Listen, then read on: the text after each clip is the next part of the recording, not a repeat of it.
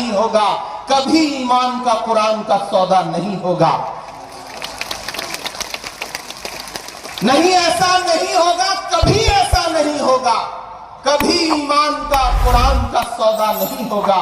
हमें तुम कत्ल कर दो शौक से मंजूर है, लेकिन शरीयत के किसी मुद्दे पे समझौता नहीं होगा। कि हिंदुस्तान का जो आइन हम सभी मजहबी लोगों को, चाहे वो हिंदू हो, चाहे वो मुस्लिम हो, चाहे वो सिख हो, क्रिश्चियन हो, जैन हो, सभी को हिंदुस्तान के कॉन्स्टिट्यूशन में अपने अपने फंडामेंटल राइट्स दिए हैं।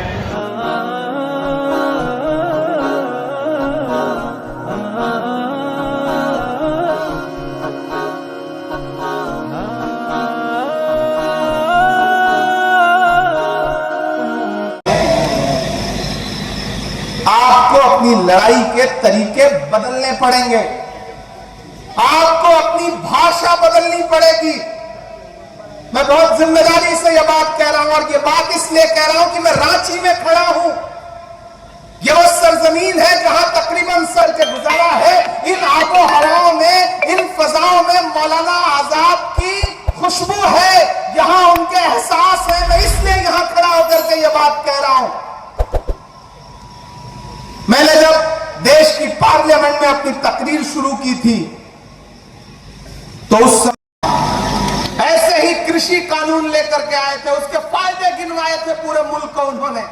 लेकिन आपको याद होगा, मैं सलाम करूंगा अपने देश के किसानों को, कि उन्होंने दिल्ली की सरहद पर आकर के अपने तंबू गाड़ दिए। 700 किसान शहीद हो गए, और एक दिन मजबूर होकर के देश के प्रधानमंत्री को अपने रूधे गले के साथ देश से कहना पड़ा कि हम कृषि कानून वापस ले रहे हैं। यह अंजाम हुआ उस कानून का। तो आप ये मत समझिए कि देश की पार्लियामेंट में कानून उन्होंने पास कर दिया तो अब आप खामोश होकर बैठ जाएंगे। नहीं, विषय है, इन्हें समझने की जरूरत है और डरने की जरूरत नहीं, और आप डरने वाले लोग भी नहीं है। मैं तो अलग ऐलान देश की पार्लियामेंट में खड़ा होकर के आपके हवाले से बोल के आया हूं, और पूरे मुल्क में जाके ये कह रहा हूं कि नहीं, ऐसा नहीं होगा, कभी ऐसा नहीं होगा, कभी ईमान का कुरान का सौदा नहीं होगा। नहीं, ऐसा नहीं होगा, कभी ऐसा नहीं होगा, कभी ईमान का कुरान का सौदा नहीं होगा।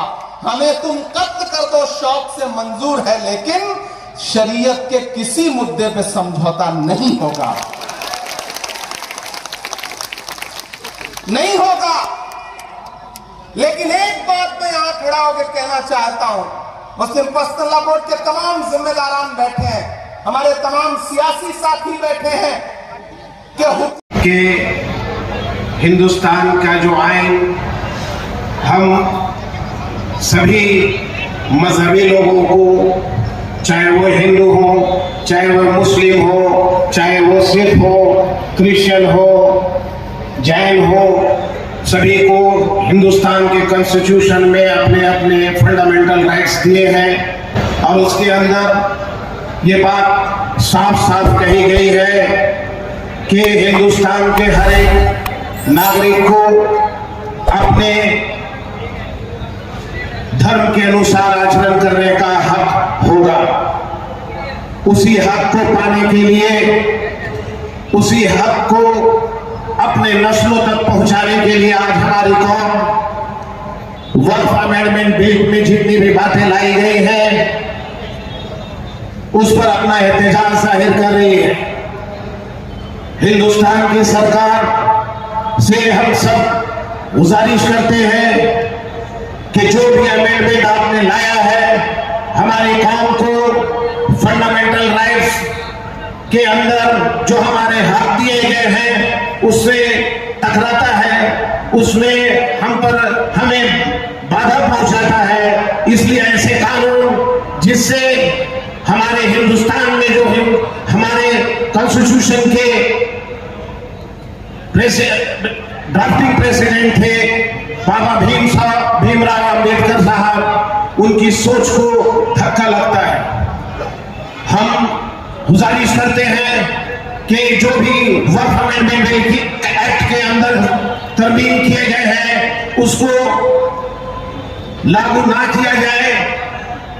इसमें जो वक्फ है वो एक हमारे कौम के, हमारे मुसलमान की मुसलमानियत की पहचान है। हमारे दीन में ये कहा गया है कि हम मुसलमान अपने जात से, अपनी कमाई से जो भी प्रॉपर्टी को पाए हैं उस प्रॉपर्टी के अंदर कल अल्लाह को के नाम उसको हम लोग दे देते हैं ताकि हमारे कौम के लोग उसको फलाही काम में उस प्रॉपर्टी को यूज कर सके। ये डायरेक्ट हमारे कौमी जज्बात का मामला है, लेकिन आप इस तरमीम के अंदर ये लाते हैं कि आपका ये देखा जाएगा कि आप पिछले 5 साल में मुसलमानियत में थे या नहीं थे। ये ऐसी तरमीम हमारी कौम को बिल्कुल भी मंजूर नहीं है। हम सभी शुक्रिया अदा करते हैं हिंदुस्तान के हर वो शहरी के, हर उस कौम के लोगों को जो इस मुसलमान के ये रिलीजियस फेथ का मामला है उसके एहतजाज में आज यहाँ पर हम लोगों को साथ देने के लिए भी आए हैं। मैं अपनी बात इतना ही कहकर खत्म करता हूँ इस उम्मीद के साथ कि ये एहतजाज जिस तरह से all India Muslim personal law board लेके चल रही है, इंशाअल्लाह पूरी कौम उनके छाता के अंदर खड़ी है और जब भी जैसी आवाज दी जाएगी, जिस एहतजाज की जरूरत होगी, पूरी झारखंड की मुसलमान कौम और जो भी शहरी सेकुलर माइंडेड है सभी लोग इस एहतजाज को आगे भी हम लोग लेकर के चलेंगे।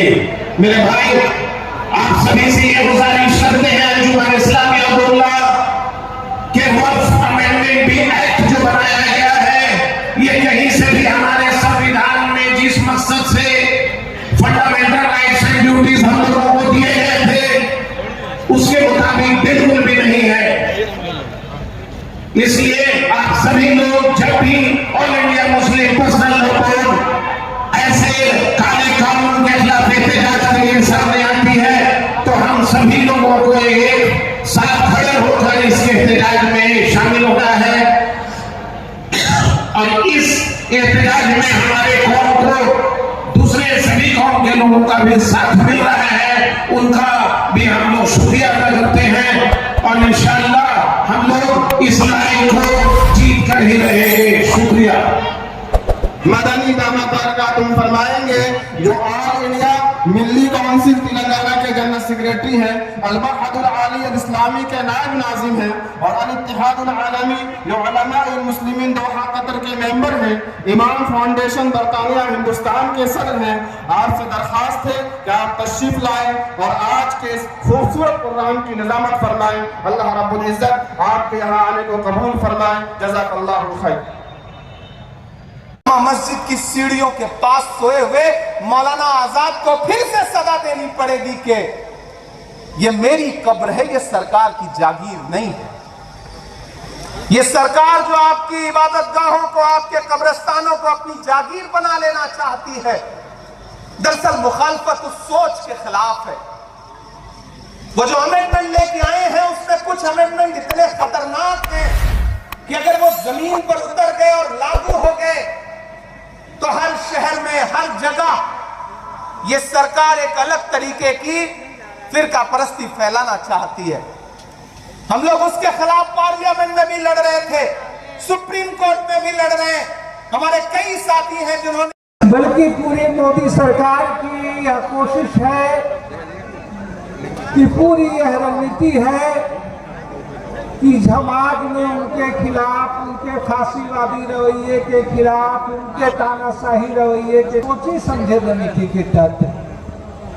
और इसीलिए सही कहा हमारे पूर्व के वक्ता ने कि ये कोई सिर्फ वक्फ का मामला नहीं है कि ये भारत के संविधान का हमला है।